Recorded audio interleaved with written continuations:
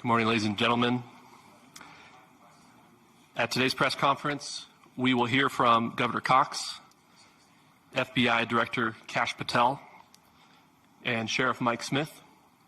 We also have with us Utah DPS Commissioner Bo Mason, Lieutenant Governor Deidre Henderson, FBI Special Agent in Charge Robert Bowles, and local and federal law enforcement partners. Following the remarks today, Governor Cox, Director Patel, and Commissioner Mason will take questions. Thank you.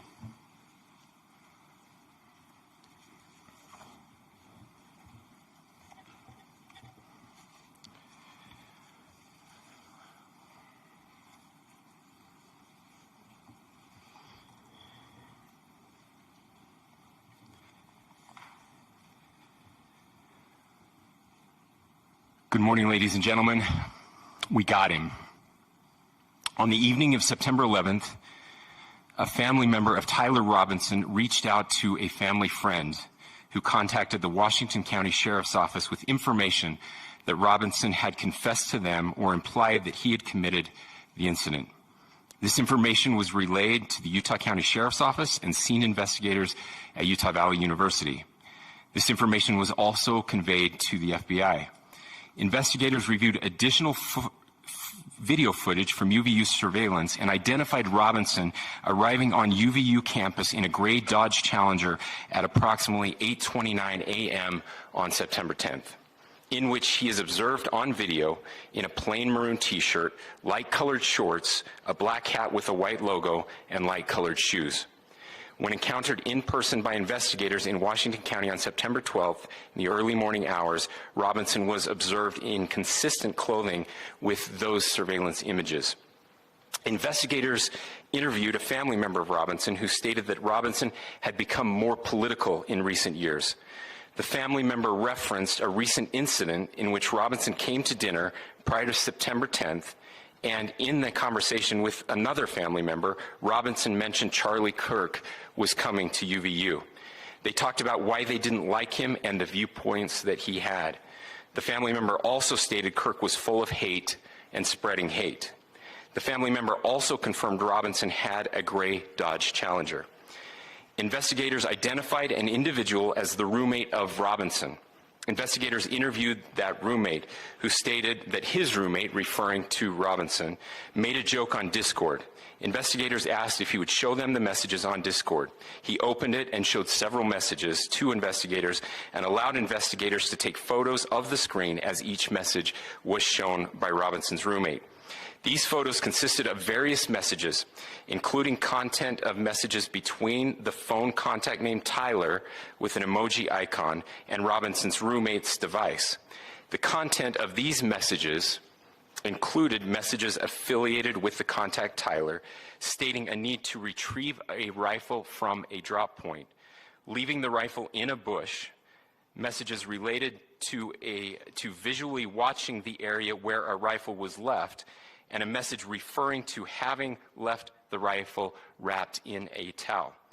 The messages also refer to engraving bullets and a mention of a scope and the rifle being unique. Messages from the contact Tyler also mentioned that he had changed outfits. I know there has been speculation as well as to the writing on those casings, those bullet casings, and I believe we have that as well. And I will share that with you now. So the area north of Campus Drive Road where the suspect crossed over, you saw some of that in the video that we released last night, consists of a grassy area with trees on the edge of the UVU campus. Investigators discovered a bolt-action rifle wrapped in a dark-colored towel. The rifle was determined to be a Mauser Model 98 30-06 caliber bolt-action rifle. The rifle had a scope mounted on top of it. Investigators noted inscriptions that had been engraved on casings found with the rifle. Inscriptions on a fired casing read, "Notices, bulges, capital OWO, what's this?" ? Inscriptions on the 3 unfired casings read, "Hey fascist!" ! Catch! up arrow symbol, right arrow, and symbol, and 3 down arrow symbols. A second unfired casing read, "Oh Bella Chow, Bella Chow, Bella Chow, Chow Chow," and a third unfired casing read, "If you read this, you are gay, LMAO." We are indebted to law enforcement across the state who's worked seamlessly together, local law enforcement, state law enforcement, and our federal partners with the Federal Bureau of Investigation. We're grateful for everyone who worked together in such a short amount of time to find this person and to bring justice. I want to thank the public who has been so engaged, reviewing videos, helping us with sending in tips, and helping us get to this point. I want to thank the family members of Tyler Robinson who did the right thing in this case and were able to bring him into to law enforcement as well. I especially want to thank the family of Charlie Kirk, Erica, Charlie's parents, his children. I want us to be thinking of them as we bring justice in this case. They will be involved in that justice. We will be working very closely with them as we move through this process as well. This is a very sad day for our country, a terrible day for the state of Utah. But I'm grateful that at this moment we have an opportunity to bring closure to this very dark chapter in our nation's history. With that, I will now turn the microphone over to the Director of the FBI, Kash Patel. Thank you, Governor. This is what happens when you let good cops be cops. The FBI and our partners are proud to stand here today together to bring justice to the family of Charlie Kirk and honor his memory. I want to express my deep gratitude to President Trump, the Vice President, and the entire White House who have been so incredibly supportive with both resources and just personally to the FBI as a team. They had our backs the entire way, and I just want to express my gratitude for giving us the resources we need to operate in this space to bring this sort of justice at this sort of speed. In 33 hours, we have made historic progress for Charlie.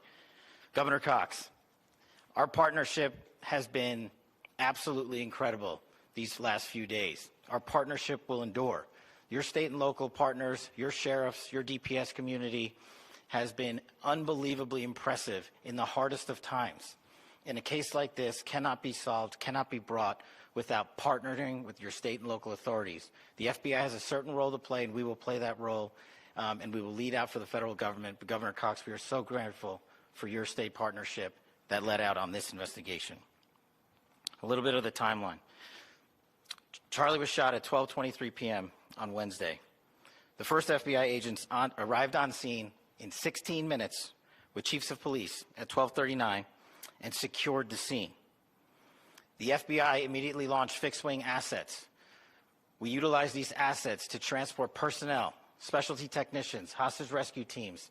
We also utilize these assets to go back and forth from the East Coast and here in Utah to transport forensic evidence and other evidence that will be analyzed and is being analyzed at our FBI laboratories in Quantico and other laboratories, including the ATF. At my direction, the FBI released the first set of FBI photos of the suspect at 10 a.m. local time on 9/11. Then, shortly thereafter, the FBI reward of $100,000 was released at 10:45 a.m. local. Myself and Deputy Director Bongino arrived on the scene at approximately 5:30 p.m. on 9/11. The governor led a press conference last night at approximately 8 p.m., where at my direction, the FBI released a never-before-seen video of the suspect. We also released new images to the public of the suspect. And just last night, the suspect was taken into custody at 10 p.m. local time. In less than 36 hours, 33 to be precise, thanks to the full weight of the federal government and leading out with the partners here in the state of Utah and Governor Cox, the suspect was apprehended in a historic time period. And I want to highlight what Governor Cox said. This would not have been possible without you, the media, and you, the public.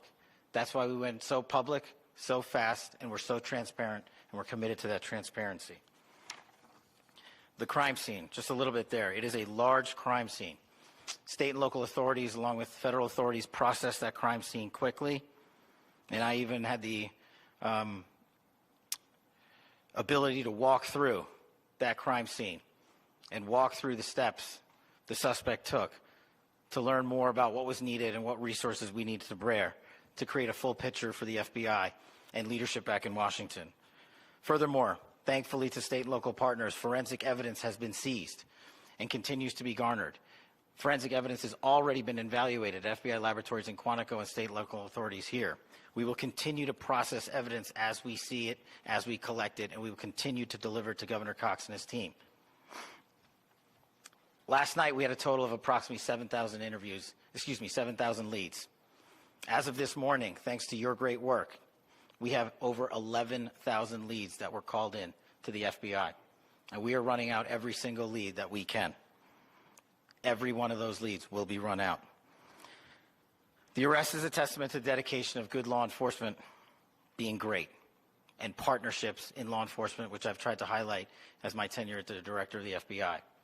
There is no better relationship for law enforcement than the FBI to partner with state and local authorities, and you've seen it here in these last few days.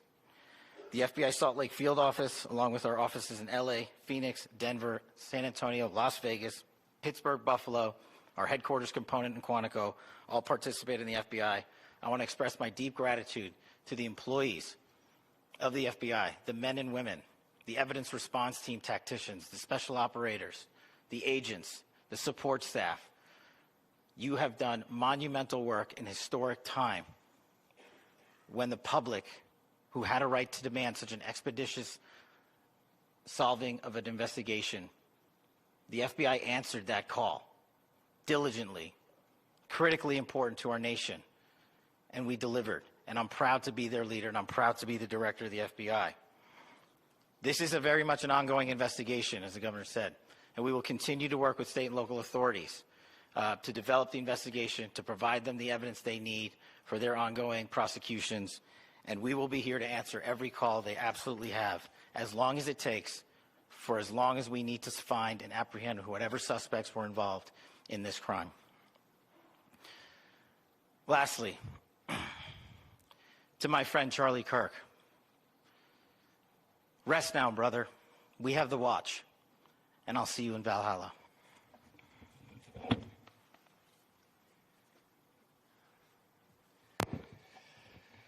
Thank you, and good morning. I would just like to take a few minutes as the sheriff to express my gratitude for everybody who has played a part in this investigation. As you know, it's been a vast, a complicated, and a very, very fast-paced investigation. You're looking at people standing up here who are running on, if they got an hour's sleep in the last couple of days, they're probably lucky. It has been very taxing. It has been so impressive, speaking on behalf of the local law enforcement, to see the cooperation that we've seen in this type of case. Across the state, sheriffs, chiefs, our state partners have stepped up and have come to the call on anything that we needed. Our county chiefs have been phenomenal. Our Utah County Attorney, Jeff Gray, who's standing up here with us, has been phenomenal in leading us through this investigation. I would like to thank the federal government for their resources, their assets. Our local team here, our FBI team, has been extraordinary in helping us work through this and bring this person to justice. Most of all, I would like to thank the public, and specifically, I would like to thank the public who turned to prayers and who turned to positiveness for us. I would like to thank them on behalf of the law enforcement community, because we needed those prayers. That's what we needed to get through this. We needed your support, and you gave it to us. We needed your patience, and you gave it to us. And I would like to thank you for the Kirk family, because that's what they need, is your support and your prayers, and that will get us through all of this. So thank you, everybody, for everybody that have stepped up. We've had such a phenomenal response to this. Thank you.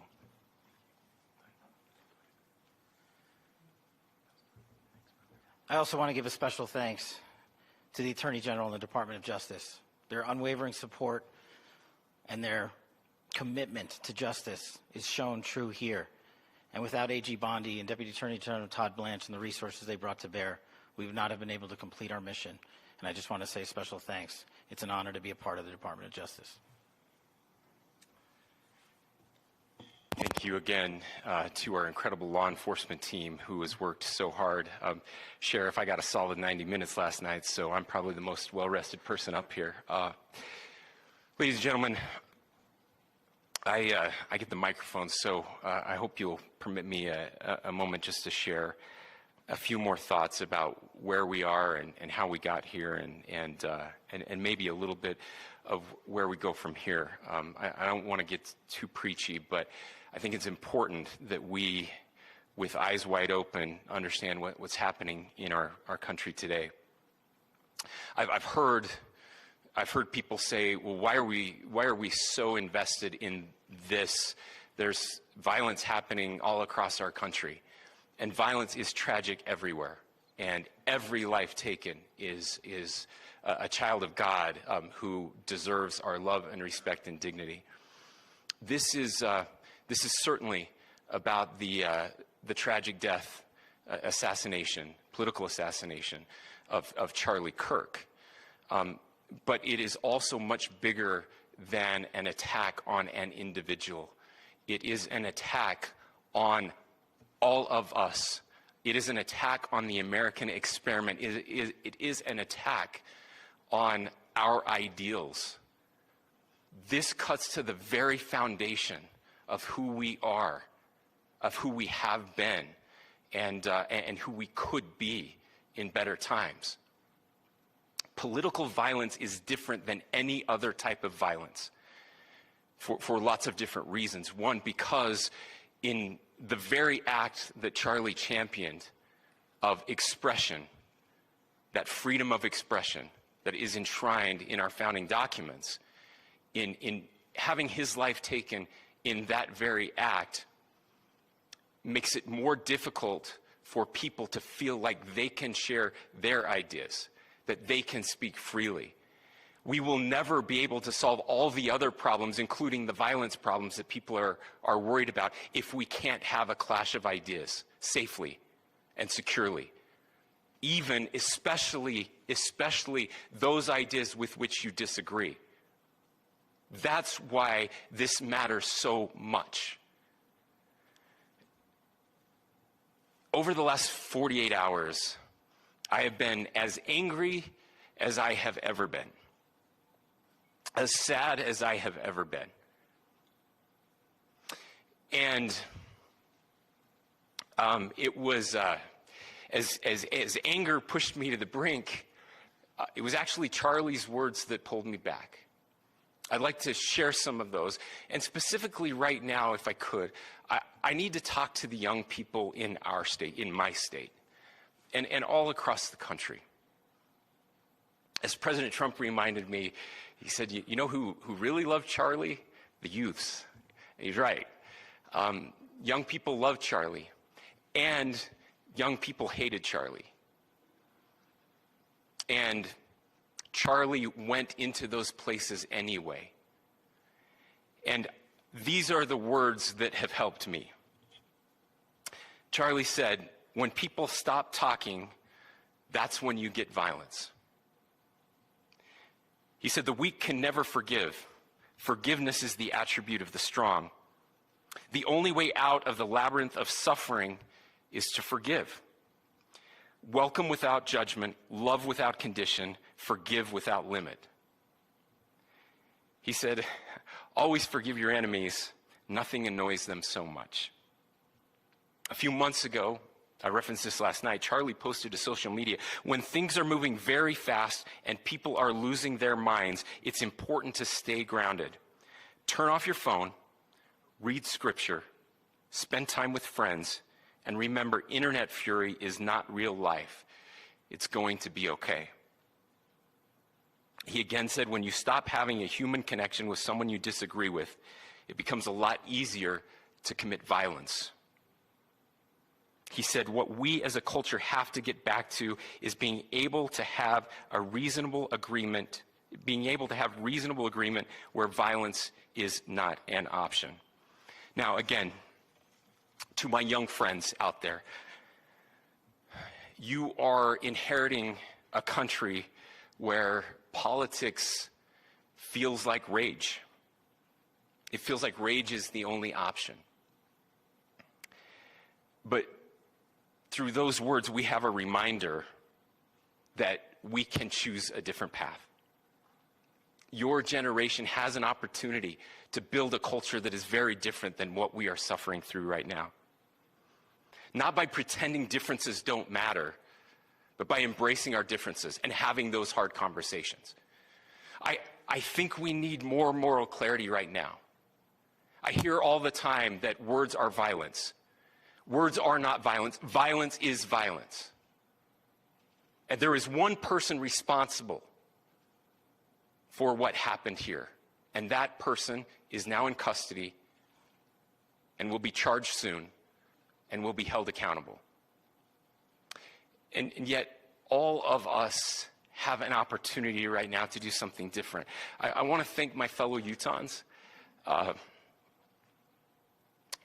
This bad stuff happens. For 33 hours, I was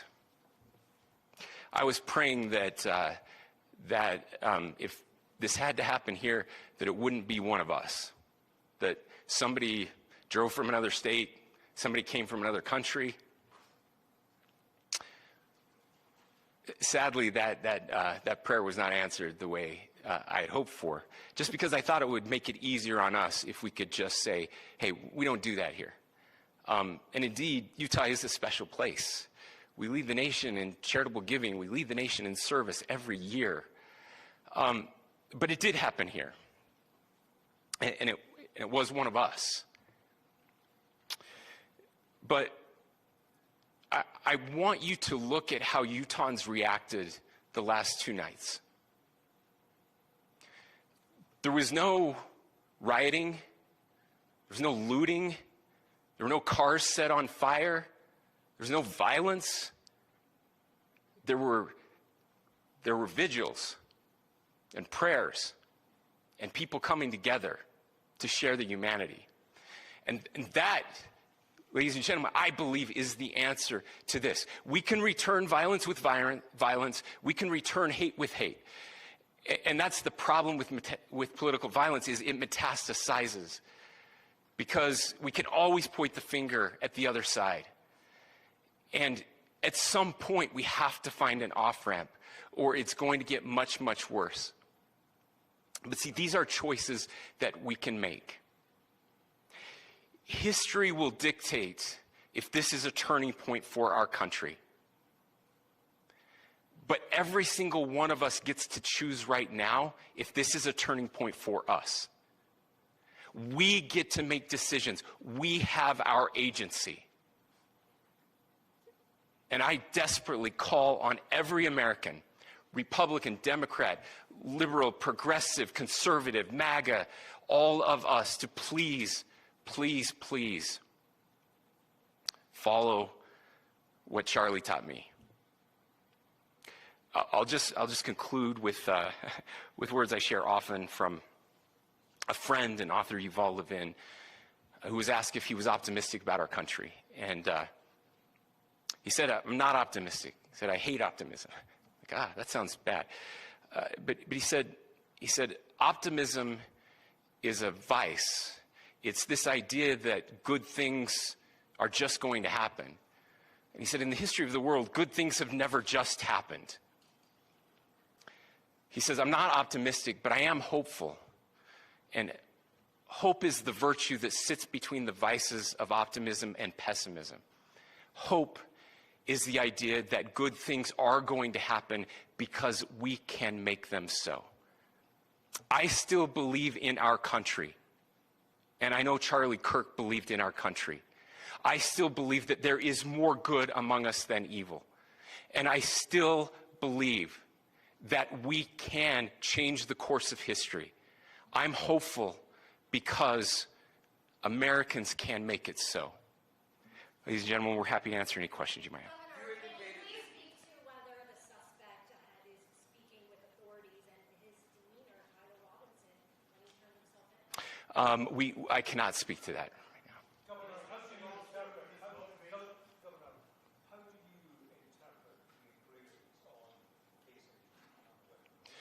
Well, I will leave that up to you to interpret what those engravings mean. I think the clearest one that says "catch fascist," there's not, and by the way, that's like catch like a ball, catch this. That's I think that speaks for itself. Governor, you indicated that he had been communicating. Please. This level of hatred that this person expressed. Beyond that, is there anything in your view that you discovered that may have radicalized or changed him to prompt him to commit such a horrific? There's nothing more that we can share at this time. Governor, you indicated that he had been communicating with a friend on Discord about the gun. Do you anticipate any more arrests? We do not at this time have any information that would lead to any additional arrests. You believe he acted alone? Yes, but the investigation is ongoing. How he came into custody of police and where he is right now? Yes, so right now, Mr. Robinson has been booked into the Utah County Jail. You heard the president this morning report that he was taken into custody, that his family and a friend helped to deliver him into custody of law enforcement in Washington County. For those of you that don't know where Washington County is, it is the southwesternmost part of the state of Utah. It's about a 3.5 to 4 hour drive from here, where we are right now, and that's where he lived and where they turned him in. Please, go here. I can't share any more than what I've already shared. Yeah.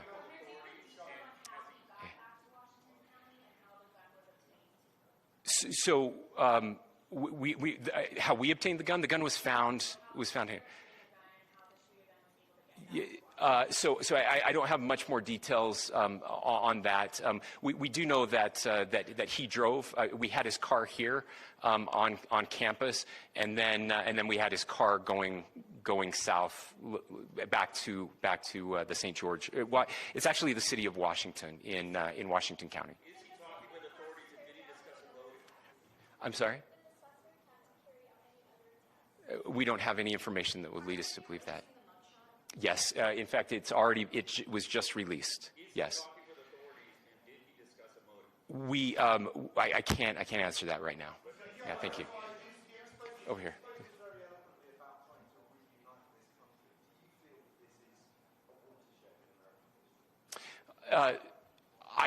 I absolutely believe that this is a watershed in American history, yes. The question is what kind of watershed?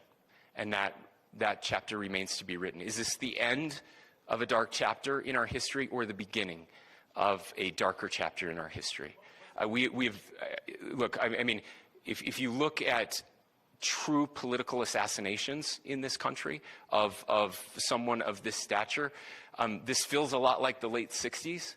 And having one so gruesomely displayed on camera in all of our hands and in all of our pockets, we are not wired as human beings biologically, historically. We have not evolved in a way that we are capable of processing those types of violent imagery. And by the way, we've seen another one with a gruesome stabbing very recently that went viral. This is not good for us. It is not good to consume. Social media is a cancer on our society right now. And I would encourage people to log off, turn off, touch grass, hug a family member, go out and do good in your community.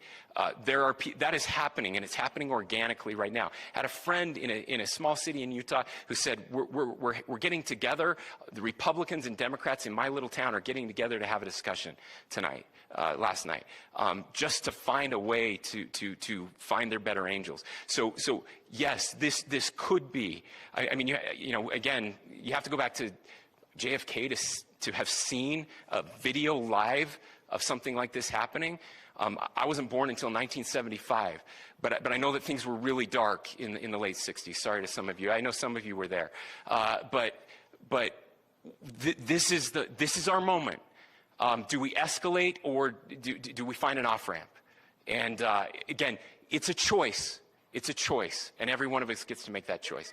Two more questions right here. Could we clarify that the release of those enhanced images at 8 p.m. timeline that Director Patel gave us led to the arrest at 10 p.m.? Is there a direct connection between those two events? I cannot comment if there is a direct connection or not, but all I can say is that through some process, the family came to know that this had happened. One more thing, Governor. Could you just clarify the clothing issue you mentioned earlier? Was he changing outfits? Correct. Yes. So when he's first spotted on campus, he has different clothing on, and then he changes clothing on the roof, and then changed back into that clothing at some point, so that when he was apprehended, when he was arrested, the clothing matched the clothing he had on before the shooting here at UVU. Last question here. Yes. Suspect was freshly caught. Can you kind of tell us a little bit more about where, and was he a student here at the school, and is there any history of mental illness? Yeah. So I don't have any information on the mental illness part. He was not a student here at UVU. He was living and had lived for a long time with his family in Washington County, in the southernmost part of our state. Thank you, everyone, for your great work in getting this information out. I would just say, process-wise, this may be important. I know many of you aren't familiar with the process in Utah. I think it's important that you understand that. Basically, we have 3 days for charging documents to be filed. A CI will be filed. We'll have more information then, more detailed information as those charging documents are filed in preparation for a preliminary hearing. So 3 days. So we would anticipate then that early next week those charging documents will be filed. We will obviously be working. The county attorney will be working very closely with Mr. Kirk's family as those documents and decisions are prepared and made. Thanks, everyone.